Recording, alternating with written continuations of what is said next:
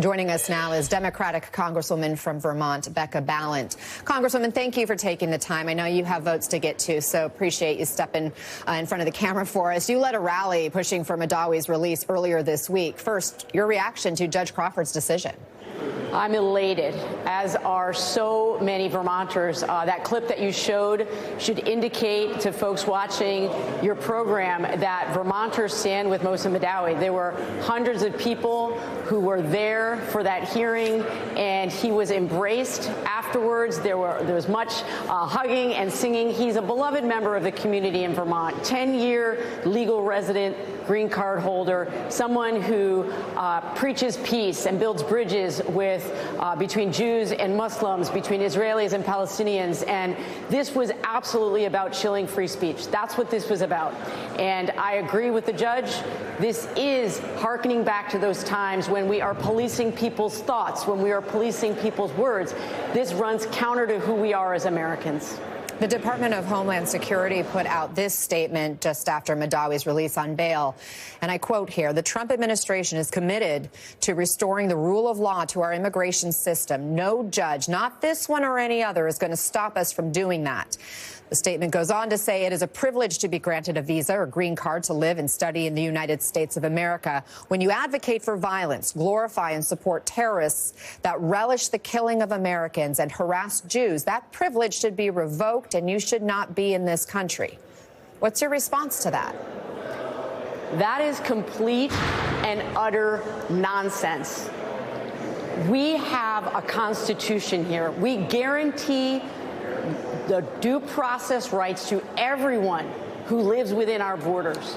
And for them to say that they are the party of law and order when they are violating people's rights, when they are taking away a man's liberty because of words that he spoke, and it is so clear to me that they are willing to go after anyone, because as I said before, this was not someone who preached hate. This is not someone who instigated violence. They have not done their homework.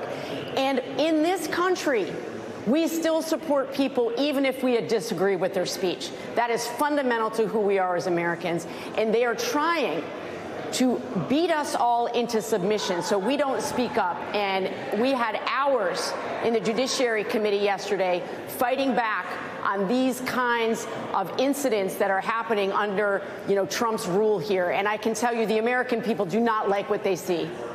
I know you were in touch with Madawi before his detention. I mean, he was afraid that he could be targeted.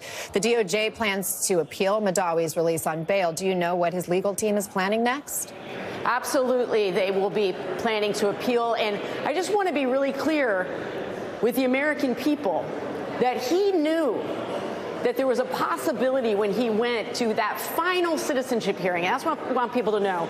He was lured in under the false pretense of this being the last step in his citizenship process. He followed all the rules. He followed the law. And in the end, he was still carted away with people wearing masks and hoods in an unmarked car. And so, of course, they're going to appeal. And we will be right there with him at every step of the way. Meantime, we've been covering all the cases involving deportees to El Salvador, where the U.S. government is paying that country to hold detained migrants. And Secretary of State Marco Rubio now says that the administration is looking at other countries to do the same. Watch. I say this unapologetically. We are actively searching for other countries to take people from third countries. So we are actively, not just El Salvador, we are working with other countries to say, we want to send you some of the most despicable human beings to your countries. Will you do that as a favor to us? And the further away from America, the better. Congresswoman, what do you make of this proposal, this idea, and what they see as a solution? This Secretary of State is an embarrassment to this country.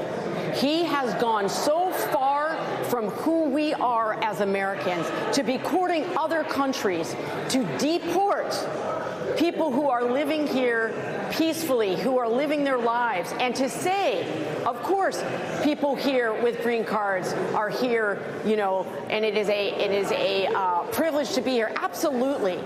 Absolutely. I have no disagreement with that.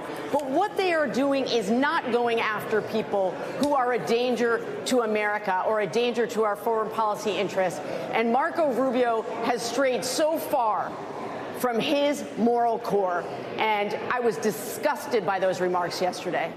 Vermont Congresswoman Becca Balint, thank you very much for giving us some of your time.